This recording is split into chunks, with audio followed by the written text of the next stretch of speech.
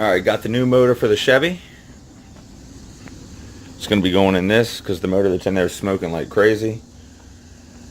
So this is a 55 Chevy motor from a Power Glide car. So it has the hydraulic cam. I know everybody says the solid lifters are better and all that, but I don't take this thing above $3,000. And honestly, I don't want to have to fool with adjusting valves. I want it to run quieter. I don't remember my 54 tapping so much, and these valves are adjusted perfectly on the car now. But anyway, this is what I got. Paid $150 for it.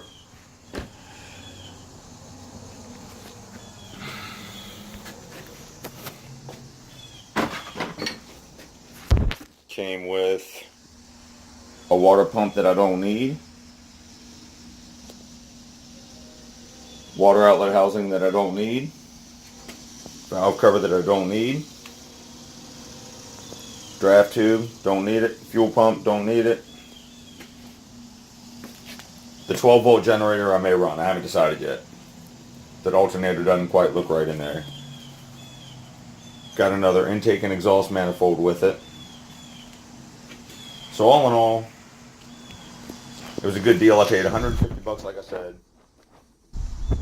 Now one thing, I thought these came with a different head, so what I'm going to have to do is I'm going to have to get the head off the other motor, because that's the 848 head, and I'm going to rebuild that one. Oh, I'm sorry. This is a 56 Chevy block with a 55 head. Oh, it came with the throttle linkage. There's a little bit of oil, but this is not, it's not from the rear main. There's nothing down here. I might change it out anyway because I have one. This freeze plug, which is what went bad on my other one after I installed it and was leaking coolant everywhere, I stabbed the thing with a screwdriver like 30 times to make sure it was solid. Might change that out because I have another one of those too, but I don't know yet. Right now I'm gonna put this flywheel on so I can get the motor to top dead center, so I can pull that distributor and stick a drill down in there and run oil through it when the time comes. Pan looks a little beat up, so we'll see how that looks. But I'm about to start taking stuff off of it, so let's go. Alright, got the motor set on top dead center, number 1 cylinder. Everyone says watch for the spark, or for the piston to start coming up through the spark plug hole, or put a screwdriver in or something like that. If you just leave one spark plug in real loose, once it starts blowing air past that spark plug, you're on your way on the compression stroke on number 1, and just line the BB up with the pointer, and you're good. So now I can pull the distributor, and I took a screwdriver and cut the end off so I can put it in the drill and run the pump, get oil flowing through here. Next step is to pull these rocker arms off. When I lifted the motor, I used a bolt in this hole right here, so now obviously that's not an option. And I used the other front bolt from this water outlet housing. So I'm going to do it right. I have those eye bolts I bought when I pulled that motor out, which is what you're supposed to do. They hold like 3 tons a piece or something like that, and you pull 2 of the head bolts. I can't remember, so I'm going to have to look on this motor to see which one it is. But I want to say, without a trans, it's probably this one, and I think this one, or something like that. With the trans, of course, that all changes. But it's weird because you can pull the bolts out and put them back in, and it doesn't disturb the head gasket whatsoever.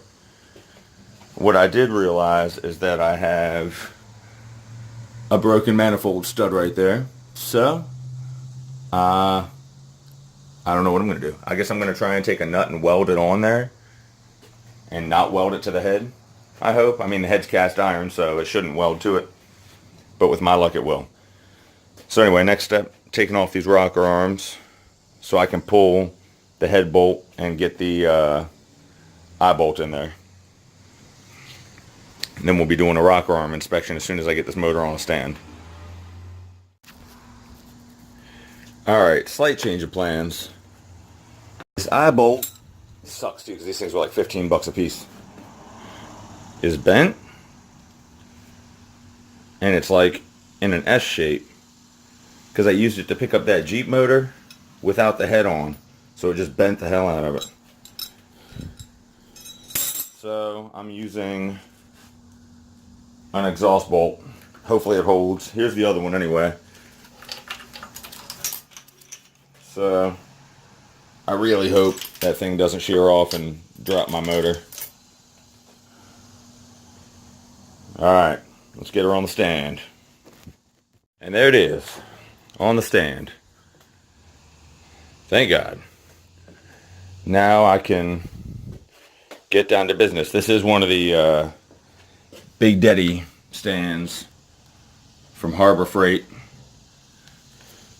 Now of course it uses the same exact casters as the hoist, and the tubing's almost the same size, so together you can't roll the hoist close enough to get this on the stand. So what I did is I took the wheels off, set it flat on the floor.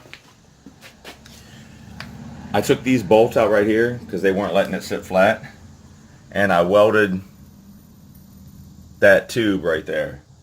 So it's never going to come apart again, but who cares? It never needs to come apart. And it's not really a structural weld, it just holds this down, because the weight of the engine on it is obviously pushing down on it. Still got those bolts in back here. So it's still just as strong. Just now I can roll the hoist directly over the legs, put it on and roll it back off. No problems. And this thing is sturdy. I mean, I can flip that motor around and do all kinds of stuff. I also got a solid rod instead of that crummy little handle.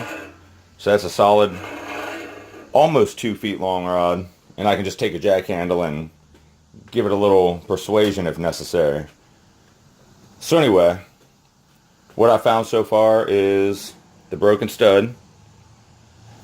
Got to take the rocker assembly apart and see how it's looking inside. And everything else looks good. This head is, if I can get that broken piece out of there, I'm pretty sure when they were pulling the motor it snapped off maybe. That's the only thing I can think of. I don't know what else it could be. Because there's really no tension on it. Once it's loosened up a little bit, there's no tension. So hopefully I can get that off of there. If not, maybe an easy out. But I don't want this head anyway. I just don't know what kind of head or what kind of condition the head that's in here is in.